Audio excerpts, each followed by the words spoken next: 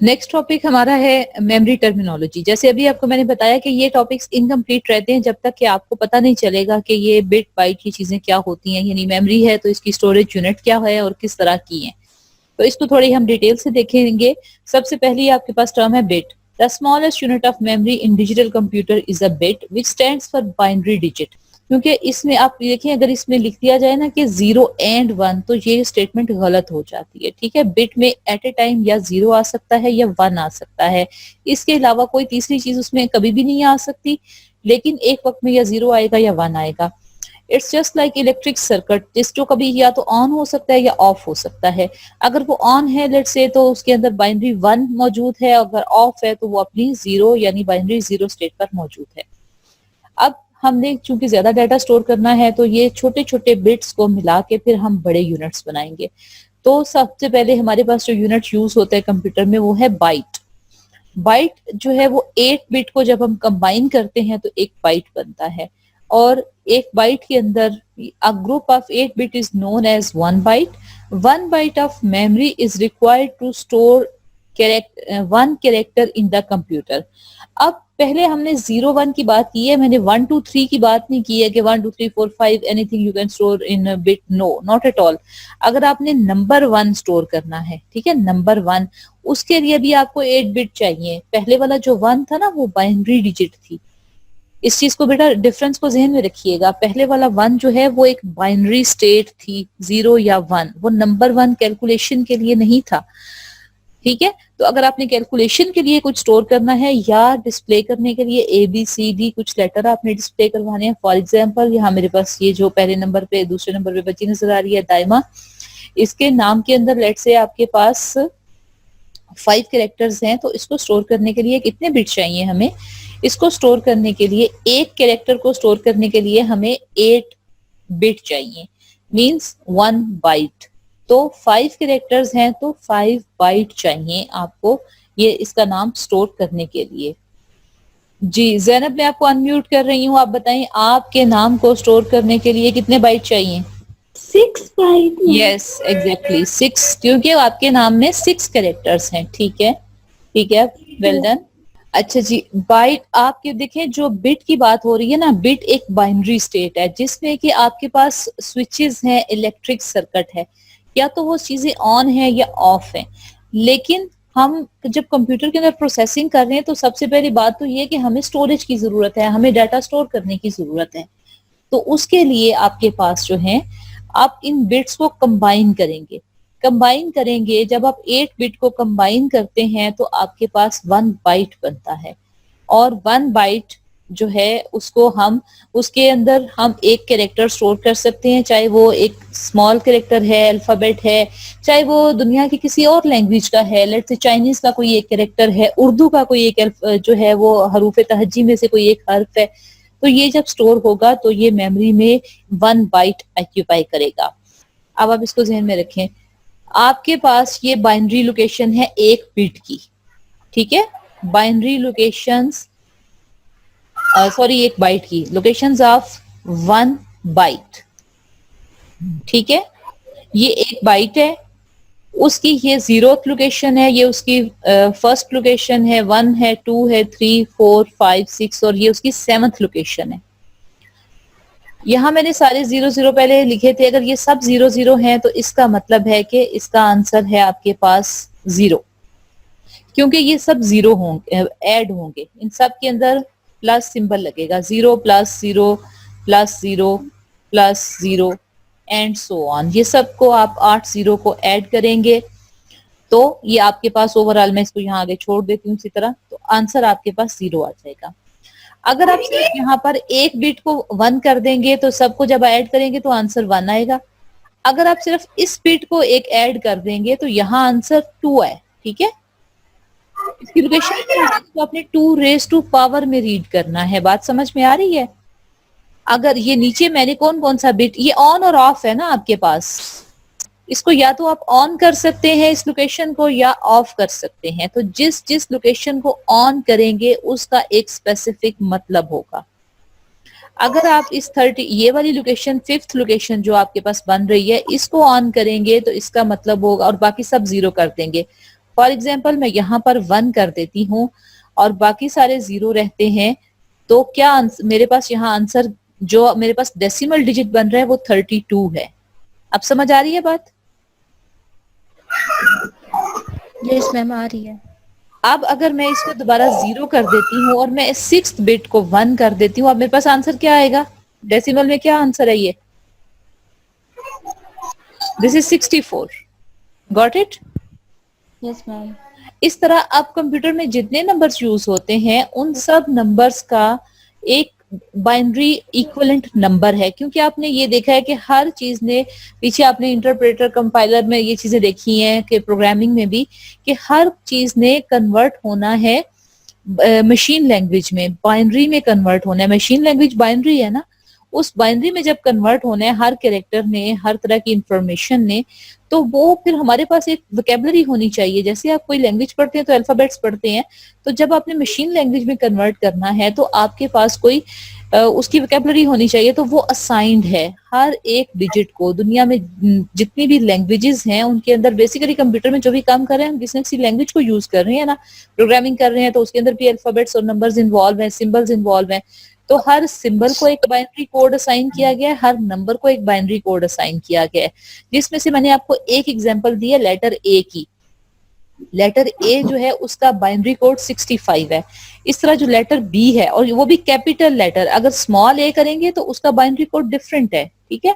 तो ये binary code की पूरी एक लिस्ट है जो कि आप प्रोग्रामिंग में, जो बच्चे 9th 10th में पढ़ के आए हैं, तो उसमें एक सी का प्रोग्राम लिखते हैं जिसमें सारे बाइनरी नंबर जो है वो उसमें आ जाते हैं, प्रिंट हो जाते हैं। तो उसके लिए मेरे आप 10th क्लास के लेक्चर्स भी देख सकते हैं, उसके अंदर जहां मैंने ये बाइनरी वाले कॉन्सेप्ट पढ़ाए हैं वहां पे आप उस लेक्चर को देख सकते हैं।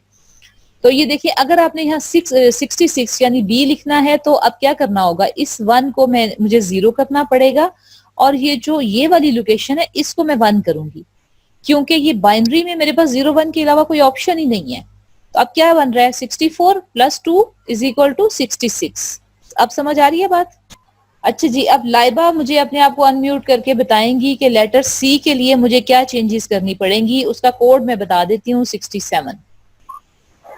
मैम मैं बता सकती हूँ आपको? जी जी बताएं बेटा।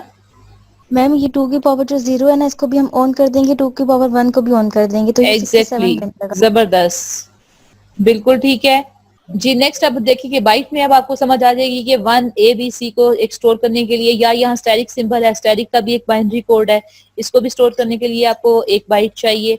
अ byte is generally used to express memory size of computer. Computer memory is measured in terms of bytes. The higher units are kilobyte, megabyte, gigabyte, terabyte, और फ्यूचर में आपके पास जो है ये पेटाबाइट और एक्साबाइट भी मौजूद हैं। अब कितने बाइट से कौन सी चीज बनती है, जैसे आपने MKS सिस्टम पढ़ा है ना बचपन में, साइंस वगैरह में, तो इस तरह से यहाँ पर देखें कि कंप्यूटर की मेमोरी को मेजर करने के लिए आपके पास 8 बिट से 1 बाइट बन जाता है। उसके बाद आपके पास अगर 1024 बाइट्स को कंबाइन किया जाए तो 1 किलो बाइट होता है।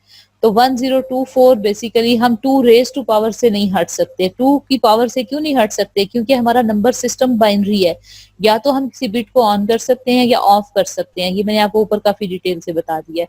इस वजह से हमारे पास ये 1000 नहीं हो सकता। वैसे तो 1000 जैसे कोई चीज जो है मिलीग्राम में है तो उसको नेक्स्ट यूनिट में ले जाने के लिए आप 1000 कर लें, तो जैसे 1000 ग्राम से 1 किलोग्राम बन जाता है। लेकिन कंप्यूटर में 1 किलो बाइट जो है वो 1000 से नहीं बनता, 1024 से, 1020 से बनता है, क्योंकि हमें 2 रेज टू पावर में जाना है।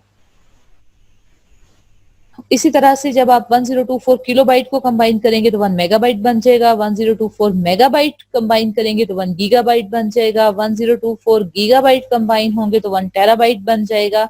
और इस तरह 1024 टेराबाइट कंबाइन होंगे तो 1 पीटाबाइट, और 1024 पीटाबाइट के बाद 1 एक्साबाइट हो जाएगा।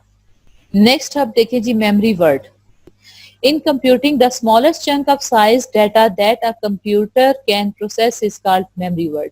It is fixed size piece of data handled as a unit by the processor.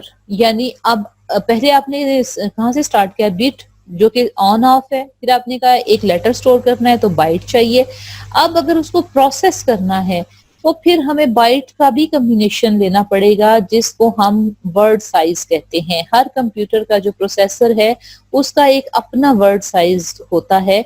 वो वर्ड साइज क्या है कि उतने बाइट इकट्ठे वो प्रोसेस कर सकता है। इसका मतलब ये नहीं है कि अगर वर्ड साइज जो है लेट्स से 16 बिट है तो वो कंप्यूटर मैक्सिमम 16 बिट ही रीड करेगा, उससे आगे कहीं जाएगा नहीं। अगर उसने 64 बिट रीड करनी है तो वो पहले 16 करेगा, फिर अगले 16 करेगा, फिर अगले 16 करेगा, फिर अगले 16 करेगा। इट मींस उसको 64 बिट रीड करने के लिए 4 चक्कर लगाने पड़ रहे हैं। बल्कि इसकी मैं आपको एग्जांपल एक और देती हूँ कि आपके पास एक बड़ा सा कमरा है और उसमें एक तरफ 100 बुक्स पड़ी हुई हैं।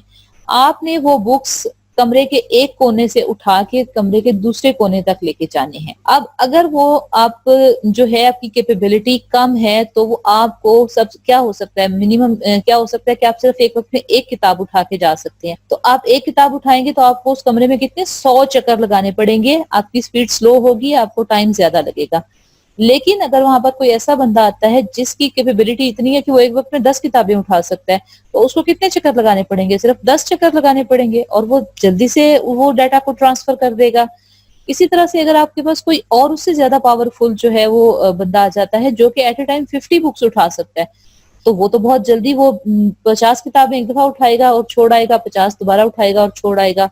तो वो बहुत ही शॉर्ट, उसका काम तो 2 चक्रों में कंप्लीट हो गया। और अगर उससे भी कोई पावरफुल इंसान आ जाता है जो कि 100 बुक्स एट ए टाइम उठा सकता है, तो उसने तो एट ए टाइम 100 बुक्स एक ही दफा उठाई और दूसरी जगह पहुंचा दी, तो उसने तो इंस्टेंटली डाटा ट्रांसफर कर दिया। That is the appropriate example of memory word. ठीक है, अब इसके टेक्स्ट को रीड करते हैं। इन कंप्यूटिंग स्मॉलेस्ट चंक्स और size of data that a computer can process is called memory word. It is the fix size piece of data handled as a unit by the processor। यानी वो unit जो eight a time, ये समझे कि computer इतना data एक जगह से दूसरी जगह पर प्रोसेस कर सकता है, उठाकर ले जा सकता है किसी प्रोसेसिंग के लिए। The number of bits in a word is called word size. The word size in the modern computer typically ranges from 16 bits to 64 bit. यानी एट ए टाइम 16 बिट भी वर्ड साइज हो सकता है, 32 bit भी हो सकता है और 64 बिट भी हो सकता है, depending on the size of the computer. A computer that has a bigger word size can transfer more bits into the microprocessor at a time for processing and this improves the processing speed of computer. ये बात भी आपको समझ में आ जानी चाहिए कि जाहिर है अगर कोई कंप्यूटर जो है जिसकी जो वर्ड साइज 64 बिट है वो डाटा जल्दी ज्यादा ट्रांसफर करेगा, ज्यादा जल्दी प्रोसेस करेगा, और जिसका 64 बिट है वो उसे 1/4 टाइम जो है उसकी कैपेबिलिटी कम होगी। 16 बिट वर्ड साइज वाला कंप्यूटर जो है उसकी निस्बत 64 वाला उससे 4 गुना ज्यादा तेज होगा। The main indication of word size is how much memory the processor can address. A 32-bit processor is limited to 2 raised to power 32-bit memory address. ये देखें, इस तरह के ऑब्जेक्टिव्स आपके पास क्वेश्चन आते हैं। अगर किसी की जो है वो 32 बिट प्रोसेसर है तो वो maximum 2 raised to power 32 bit के मेमोरी एड्रेसेस को एट ए टाइम एड्रेस कर सकता है, एट ए टाइम एक्सेस कर सकता है। इसको जरा गौर से समझें। अगर आपने कंप्यूटर में कोई ऐसा डाटा दिया है जो स्टोर हुआ है, 64 बिट मेमोरी एड्रेस उसने दिए हैं, स्टोर किए हैं, और आप जिस कंप्यूटर से प्रोसेस कर रहे हैं उसकी प्रोसेसिंग जो है वो उसका जो वर्ड साइज है वो 32 बिट है, तो अब आपके कंप्यूटर ने उसको एक ही वक्त में आपके पूरे डाटा को एड्रेस नहीं कर सकता, एक ही वक्त में आपके पूरे डाटा को प्रोसेस नहीं कर सकता। वो पहले फर्स्ट 32 बिट को उठाएगा और अपने पास किसी और जगह पे प्रोसेसिंग के लिए ले जाके रखेगा, और उसके बाद फिर अगले 32 बिट को उठाएगा तो फिर उसको प्रोसेस करेगा। This is a group of bits cells in the memory that represent the information और डाटा ऑफ सम टाइप। यानी ये जो आपके पास ग्रुप ऑफ बिट्स है, जैसे ये कोई ना कोई डाटा है, ग्रुप ऑफ सेल्स हैं जिसको आपने मेमोरी में एक्सेस करना है। वो आपका एक मल्टीप्लिकेशन टेबल हो सकता है, वो आपकी कोई ग्राफिकल इमेज हो सकती है। अगर आपने कोई इमेज भी स्टोर की है तो आपकी जो अगर बहुत स्लो कंप्यूटर हो, कोई बहुत पुराना, और उस पर आप बहुत हाई रेजोल्यूशन इमेज ओपन करें तो आप देखेंगे वो आहिस्ता आहिस्ता आहिस्ता आहिस्ता ओपन होगी। क्यों? क्योंकि अगर वो कंप्यूटर के अंदर कैपेबिलिटी नहीं है उस हाई रेजोल्यूशन को एड्रेस करने की, तो वो आहिस्ता आहिस्ता उसको उठाएगा वन बाय वन और उसको फिर डिस्प्ले करेगा मॉनिटर पे। लेकिन अगर वो फास्ट कंप्यूटर है तो वो उसको जल्दी से डिस्प्ले कर देगा। आजकल इतने स्लो कंप्यूटर तो बहुत कम मिलते हैं, लेकिन कहीं ना कहीं शायद आप किसी ने वो ये चीज भी एक्सपीरियंस की हो। तो आज के लिए इतना काफी है, आज हम यहाँ पर इसको स्टॉप करते हैं। Thank you so much for watching this video. See you in the next lecture.